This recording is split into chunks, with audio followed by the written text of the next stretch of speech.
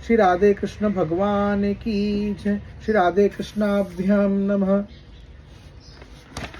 श्रीमद् भागवत महापुराण एकादश सकंद। नानुतृप्तयजुषन्न युष्मद्वचो हरिकथामृतम संसार पतलिरसप्तो मर्त्यसाताप भेषजम।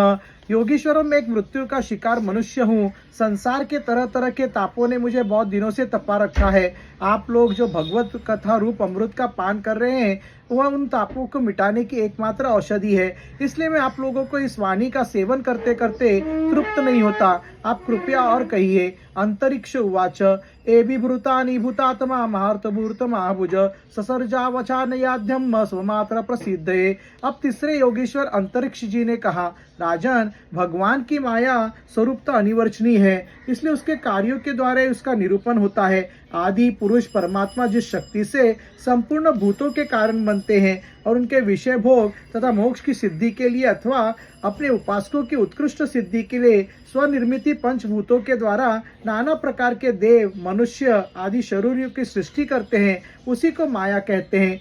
एवं सृष्टानि भूतानि प्रविष्टम पंचधातुभियम एकदा दशाधतमात्मनम विच पुष्टे गुणान। पंखा लगा। इस प्रकार पंच महाभूतों के द्वारा बने हुए प्राणी शरीरों में उन्होंने अंतर्यामी रूप से प्रवेश किया और अपने ही पहले एक मन के रूप में और इसके बाद 5 ज्ञानेंद्रिय तथा 5 कर्मेंद्रिय इन 10 रूपों में विभक्त कर दिया तथा उन्हीं के द्वारा विषयों का भोग करने लगा। गुण गुणान स भुंजान आत्मा प्रदोतिम प्रभुअम मन्य माम इत्यादि इष्टदात मिने सजत्ते। वह देवीमानी जीव अंतर्यामी के द्वारा प्रकाशित इंद्रियों के द्वारा विषय भोग करता है और इस पंचभूतों के द्वारा निर्मित शरीर को आत्मा अपना स्वरूप मानकर उसी में आसक्त होता है। ये भगवान की माया है।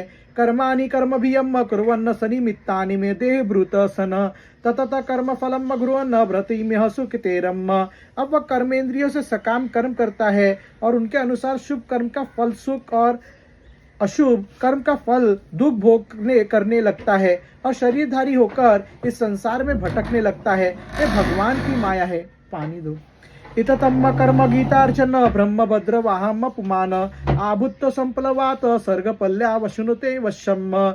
इस प्रकार ये जीव ऐसी अनेक अमंगलमय कर्म गतियों को उनके फलों को प्राप्त होता है और महाभूतों के प्रलय पर्यंत विवश होकर जन्म के बाद मृत्यु और मृत्यु के बाद जन्म को प्राप्त होता रहता है। ये भगवान की माया है। धातु पबल्लव आसने व्यक्तम द्रव्य गुणात्मकम आनी निधनम कालो व्यात्याकुपर्षति। जब पंचभूतों के प्रलय का समय आता है तब अनादि और अनंत काल स्थूल तथा सूक्ष्म द्रव्य एवं गुण रूप इस समस्त व्यक्त सृष्टि को अव्यक्त की और उसके मूल कारण की ओर खींचता है।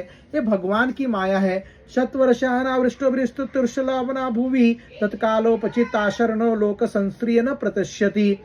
उस समय पृथ्वी पर लगातार 100 वर्षों तक भयंकर सूखा पड़ता है। वर्षा बिल्कुल नहीं होती। प्रलय काल की शक्ति से सूर्य की उष्णता और भी बढ़ जाती है तथा वे तीनों लोकों को तपाने लगते हैं। ये भगवान की माया है। पातालंबराभ्य संकर्षण मुखानलम धनुषिखो विषग्गध्वदर्ते वायुनेतम। उस समय शेषनाग संकर्षण के मुंह से आग की प्रचंड लपटें निकलती है और वायु की प्रेरणा से वे लपटे पाताल लोक से जलाना आरंभ करती है तथा और भी ऊंची ऊंची होकर चारों ओर फैल जाती है। ये भगवान की माया है। ये देखो कलयुग में ऐसा होगा। हो रहा है क्या अभी? हाँ, भगवान बोल रहे, सुन रहे हो क्या? क्या होता है कलयुग में? अभी किधर हो रहा है? सूर्य का ये अपन ताप नहीं सहन कर पाएंगे, सब जगह आग लगी रहेगी। कौन फोन कर रहे हैं? संवार्तको मेघगनो वर्षति सम्म शतम समाम धारभिर्तस्तन भिर्ल्यते सलिले विराट। इसके बाद प्रलयकालीन सांवर्तक मेघगण हाथी की सूंड के समान मोटी मोटी धाराओं से 100 वर्ष तक बरसता रहता है। इससे यह विराट ब्रह्मांड जल में डूब जाता है। यह भगवान की माया है। ततो विराजम सूत्र स्वज्य वेराजम पुरुषो नृप अव्यक्तम इष्यते सूक्ष्म निरंधनम इवानलम। राजन, इस समय जैसे बिना ईंधन के आग बुझ जाती है वैसे ही विराट पुरुष ब्रह्मा अपने ब्रह्मांड शरीर को छोड़कर सूक्ष्म स्वरूप अव्यक्त में लीन हो जाते हैं। ये भगवान की माया है। वायुनाहितर्गंधनमभूव सालिलवात्ताय कल्पते सलिलम धत्र दुत्रसम ज्योतिश्च वायोपकल्पते। वायु पृथ्वी की गंध खींच लेती है, जिससे वह जल के रूप में हो जाती है, और जब यही वायु जल के रस को खींच लेती है तब वह जल अपना कारण अग्नि बन जाता है। यह भगवान की माया है। हत रूपम मतु तमसा वायो ज्योतियम प्रलीयते हत स्पर्शवाकाशेन वायुर्भवसी लीलते। जब अंधकार अग्नि का रूप छीन लेता है तब वह अग्नि वायु में लीन हो जाती है, और जब अवकाश रूप आकाश वायु की स्पर्श शक्ति छीन लेती है तब वह आकाश में लीन हो जाता है। ये भगवान की माया है।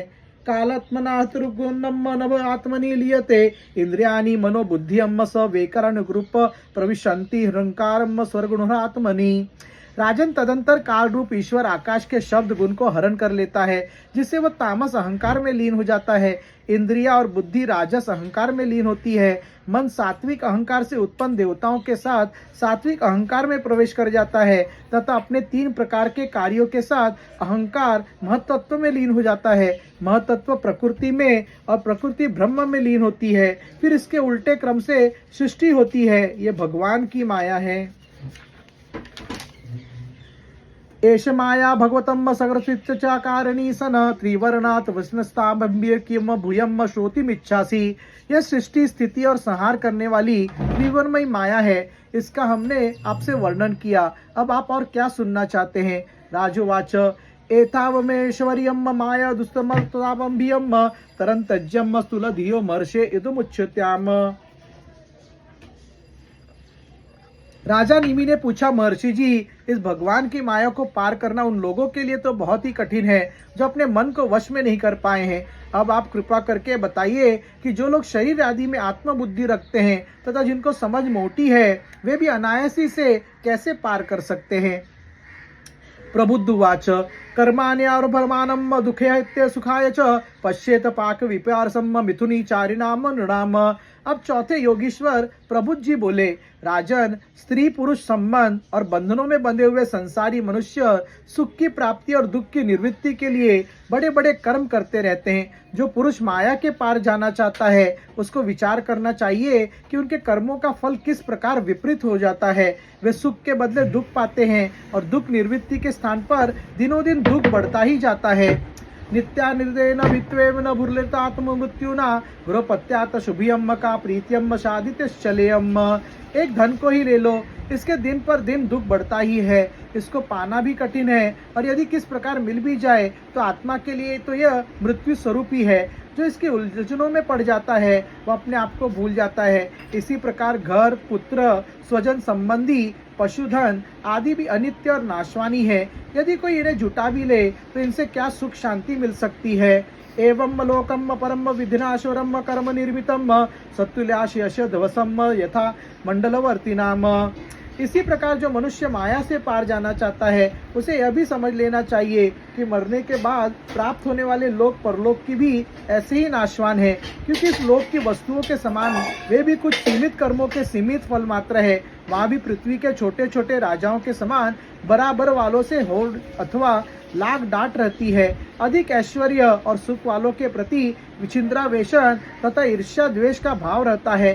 कम सुख और ऐश्वर्य वालों के प्रति घृणा रहती है, एवं कर्मों का फल पूरा हो जाने पर वहां से पतन होता ही है। उसका नाश निश्चित है। नाश का भय वहां भी नहीं छूट पाता। तस्माद गुरुम प्रवेदेत जिज्ञासु श्रेय उत्तमम शब्द परे निशांतम ब्रह्म पश्चार्षाम्रियम। इसलिए जो परम कल्याण का जिज्ञासु हो उसे गुरुदेव की शरण लेनी चाहिए। गुरुदेव ऐसे हो जो शब्द ब्रह्म वेदों के पारदर्शी विद्वान हो, जिससे वे ठीक ठीक समझा सके, और साथ ही पर ब्रह्म परिनिष्ठित तत्वज्ञानी भी हो, ताकि अपने अनुभव के द्वारा प्राप्त हुई रहस्य की बातें बता सके। उनका चित्त शांत हो, व्यवहार के प्रपंच में विशेष प्रवृत्त न हो। तत्र भागवतान धर्मान विशेष शिक्षेद पुरुवात देवतम अयमानुरुत्तया तत्म मदोहरियम। जिज्ञासुओं को चाहिए कि गुरु को ही अपना परम प्रियतम आत्मा और इष्ट देव माने, उनकी निष्कपट भाव से सेवा करे और उनके पास रहकर भागवत धर्म की भगवान को प्राप्त कराने वाले भक्ति भाव के साधनों की क्रियात्मक शिक्षा ग्रहण करे। उन्हीं साधनों से सर्वात्मा एवं भक्तों का अपना आत्मा का दान करने वाले भगवान प्रसन्न होते हैं। सर्वतो मनसानंदमादो संगम च साधुषु दयाम मैत्री प्रशम च भूतशद्वा यथोचितम। पहले शरीर, संतान आदि में मन की अनासक्ति सीखे, फिर भगवान के भक्तों से प्रेम कैसे करना चाहिए ये सीखे। इसके पश्चात प्राणियों के प्रति यथा योग्य दया, मैत्री और विनय की निष्कपट भाव से शिक्षा ग्रहण करे। शोचम तपस्याम च मौनम स्वाध्यार्थमार्जवम ब्रह्मचर्यम अहिंसाम च समतम द्वंद्व संगनियोम। मिट्टी, जल आदि से ब्राह्मण शरीर की पवित्रता, छल कपट आदि के त्याग से भीतर की पवित्रता, अपने धर्म का अनुष्ठान, सहन शक्ति, मौन, स्वाध्याय, सरलता, ब्रह्मचर्य, अहिंसा तथा शीत उष्ण, सुख दुख आदि द्वंद्वों में विषाद से रहित होना सीखे। श्वेतत्राश्रम विनिक्षम केवलामनिकेतरमाम विविक्त चिरवासनम संतोषम येन केनचित। सर्वत्र अर्थात समस्त देश, काल और वस्तुओं में चेतन रूप से आत्मा और नियंता रूप से ईश्वर को देखना। एकांत सेवन यही मेरा घर है ऐसा भाव न रखना। गृहस्थ हो तो पवित्र वस्त्र पहनना और त्यागी हो तो फटे पुराने पवित्र चितड़े। जो कुछ प्रारब्ध के अनुसार मिल जाए उसी में संतोष करना सीखे। श्री राधे कृष्ण भगवान की जय।